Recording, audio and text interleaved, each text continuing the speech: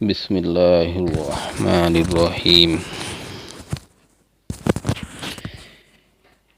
ایک لکڑہارے کا قصہ۔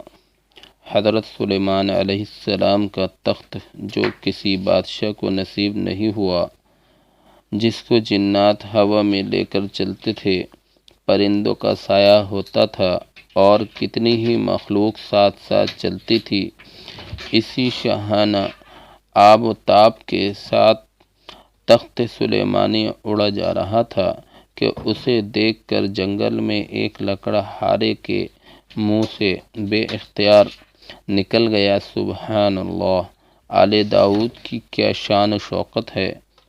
ہوا نے فوراً یہ آواز حضرت سلیمان علیہ السلام تک پہنچا دی۔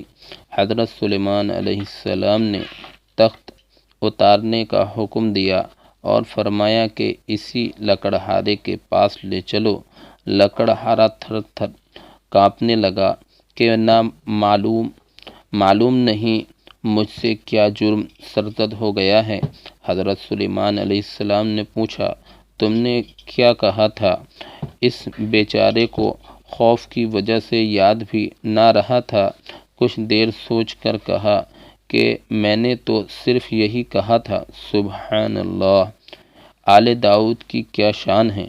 حضرت سلیمان علیہ السلام نے فرمایا کہ تجھے لشکر سلیمانی دیکھ کر رشک آیا، لیکن تجھے یہ بات معلوم نہیں کہ تو نے جو سبحان اللہ کہا تھا، اس کے سامنے ایسے ہزاروں لشکروں کی کوئی حیثیت نہیں ہے۔ تجھے معلوم بھی نہیں کہ صرف ایک مرتبہ سبحان اللہ کہنے سے تجھے کتنا اونچا مقام مل گیا ہے۔ اللہم لک الحمد و لک الشکر۔ صدق اللہ۔